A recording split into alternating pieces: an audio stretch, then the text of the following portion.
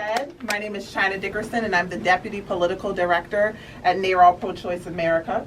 Ralph Northam trusts women, and that's why NARAL Pro-Choice America and NARAL Pro-Choice Virginia are proudly supporting his run for governor of Virginia. Executive Director of NARAL Pro-Choice Virginia. It is my honor today to stand here in this wonderful Women's Health Center. It is also, an honor to stand alongside my colleagues at NARAL Pro-Choice America and also with Lieutenant Governor Ralph Northam.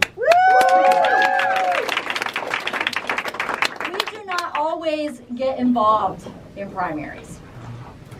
But this year, the choice was crystal clear when it comes to the next governor of Virginia. Dr. Ralph Northam trusts women. I first met Dr. Northam in 2007 when I was living in Norfolk, Virginia. I actually worked for Planned Parenthood at the time, and he was about to launch his Senate race in Norfolk and on the Eastern Shore. When I met him, I was instantly impressed, and he's heard me say this before. I didn't think he had a chance in hell. Here we are. But let me tell you why. It was because he was going up against a two-term anti-abortion senator who was representing a conservative district, a conservative Senate district. But despite the odds, Dr. Northam fought hard, and he beat back that incumbent by 9 points. Oh. He is a fighter, and he trusts women. Whether it was politically expedient, on the Senate floor, in committee, and as a lieutenant governor, Ralph Northam has proven time and again his utmost trust and respect for the women of Virginia. As a lifelong Virginian and a reproductive rights advocate and the mother of a 4-year-old daughter, I am proud to work alongside Ralph Northam. I am proud to call him a friend, right. And I am proud that NARAL Pro-Choice America and NARAL Pro-Choice Virginia are endorsing him in his bid to be the next governor of Virginia.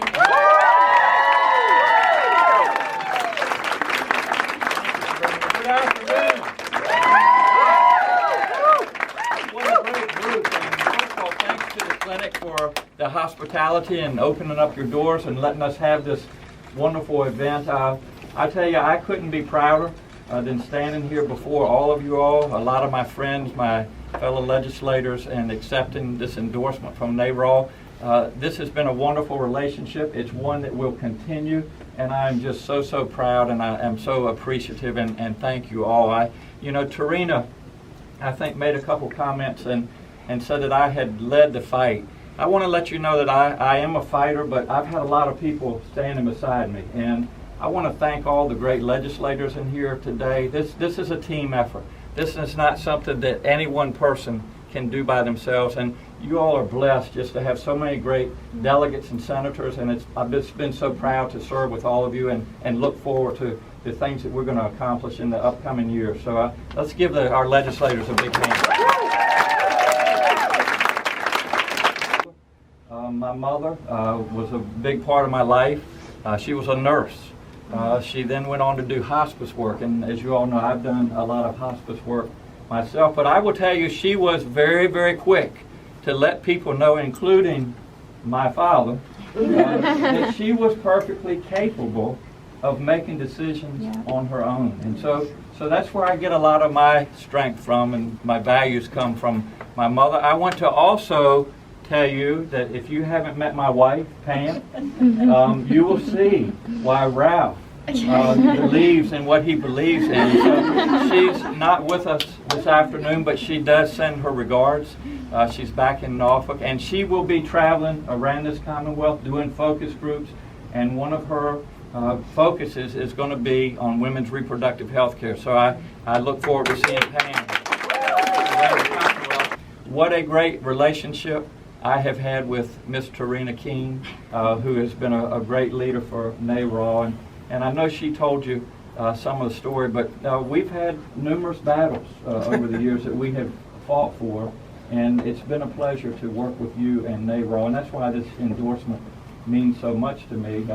But what we have watched, and I think all of you can agree, is a group of legislators, and I remind people, most of whom are men, by the way, that think they're in a better position to tell women what they should and shouldn't be doing with their bodies. And so, Mansplaining. that started early in my career with the TRAP laws. And, the TRAP laws, the Republicans told us that they were to make it safer for women.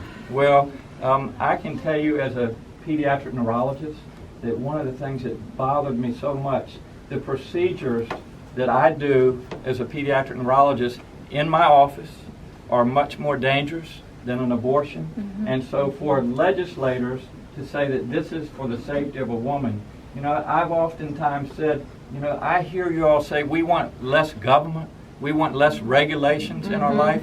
Well, the TRAP laws fly directly in the face of saying we want less regulations. And so my response to them is says, if you're so concerned with women's safety, what about the children that I take care of? Am I next? Is my office next after the Women's Reproductive Health Clinic? So we can't go in that direction. We don't need people telling us how to run our medical practices, and we certainly don't need people telling women what they should and shouldn't be doing with their bodies. But again, these pieces of legislation are not to make it safer for women.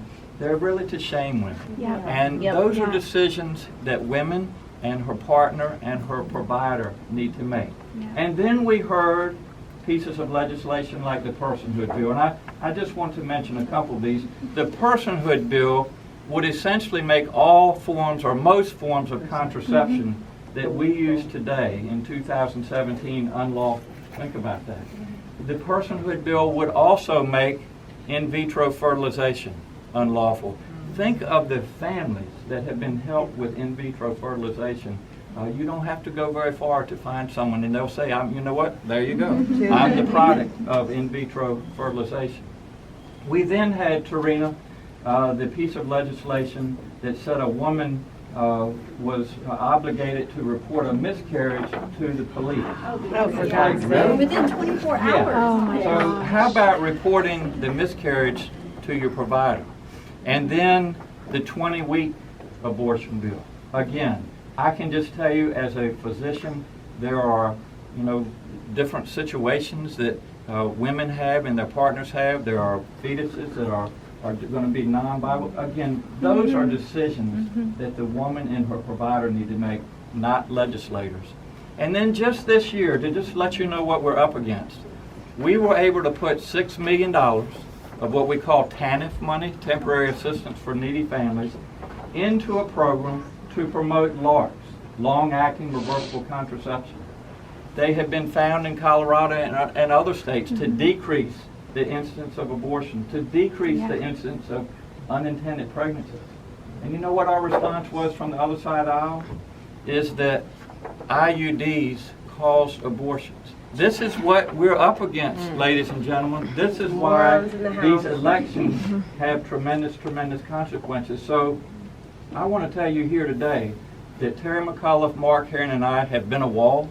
We have stood up strong, along with our great senators and delegates, to say that we're not going to do anything more in Virginia to block access to women's reproductive health care. And again, this is a team effort. We need everybody involved in this all together. I tell you what, this means the world to me, your endorsement from NARAL, and I'm going to fight every step of the way with you, and we're going to continue to be a wall, and we're going to do what's in the best interest of Virginia. So thank